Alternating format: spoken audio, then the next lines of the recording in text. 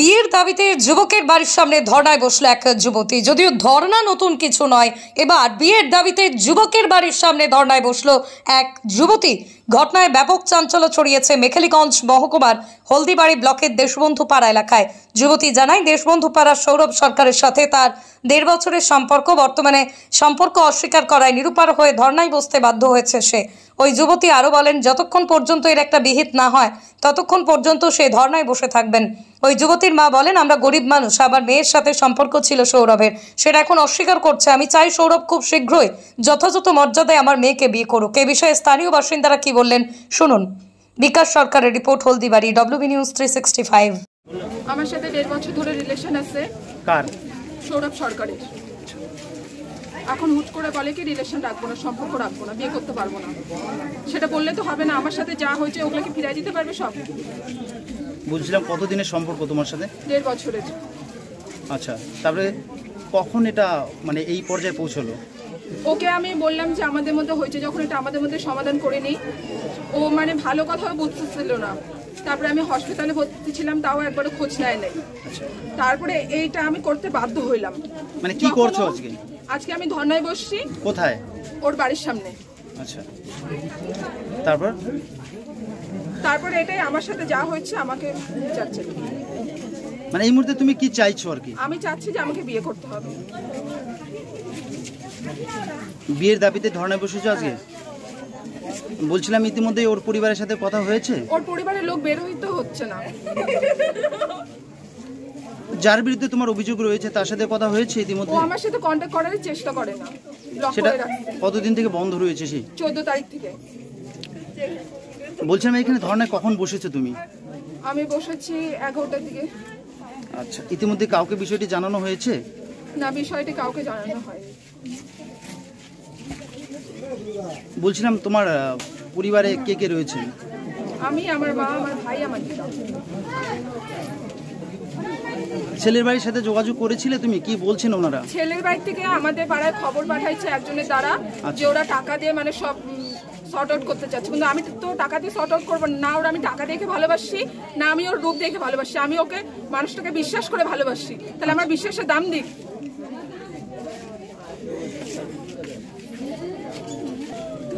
বলছিলাম, দিদি, তোমার কাছে কোনো এভিডেন্স রয়েছে? যা প্রুফ ছিল আমাকে ডাইটে নিয়ে যায়, ওর বন্ধু বান্ধব সব ফোন কাড়ে নিয়ে সব ডিলিট করে এসেছে।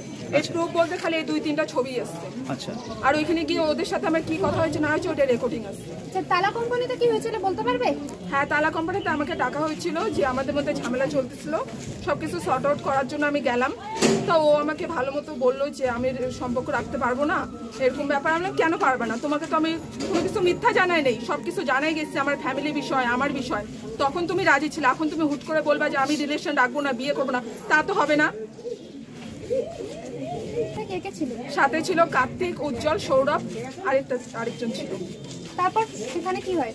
ওইখানটা আমি মানে ওরা এমন এমন কথা বলছে, ওইখানে আমি সেন্সলেস হয়ে গেছি। তারপরে আমার কিচ্ছু মনে নেই।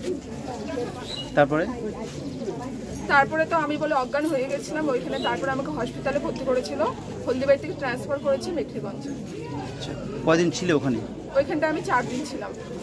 ডাক্তারবাবু ছুটি দেবে না, তাও আমি ছুটি নিয়ে আসি। কোনো যোগাযোগ করেনি হসপিটালে? ছিল না, কোনো যোগাযোগ করে দেখতেও যায় নাই। আর ওর বাবার মিথ্যা কথা লটাইছে যে আমাকে বলে দেখতে গেছে।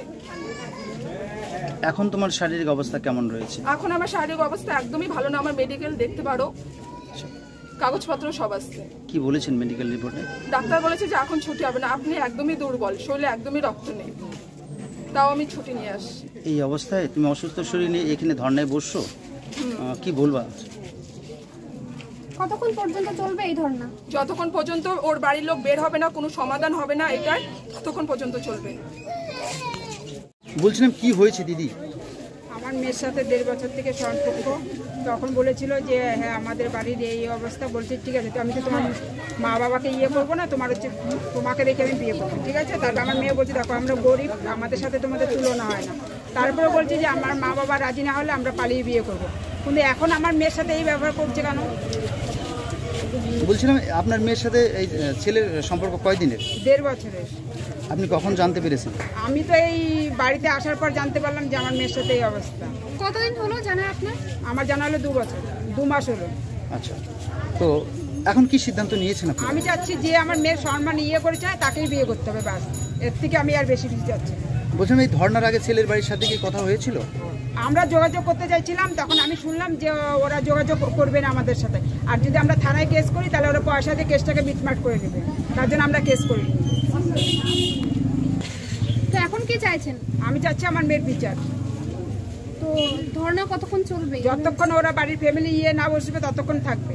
ফ্যামিলি কি বাড়িতেই আছে? হ্যাঁ, ওরা বাড়িতেই আছে। বলছিলাম আপনার মেয়ে অসুস্থ, হ্যাঁ, তারপর এই তো। ধর্নায় বসছেন।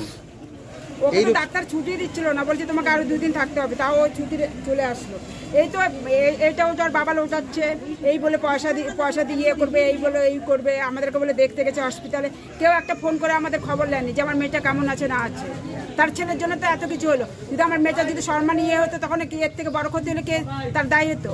আর বাবা মা দায়ী হতো তার?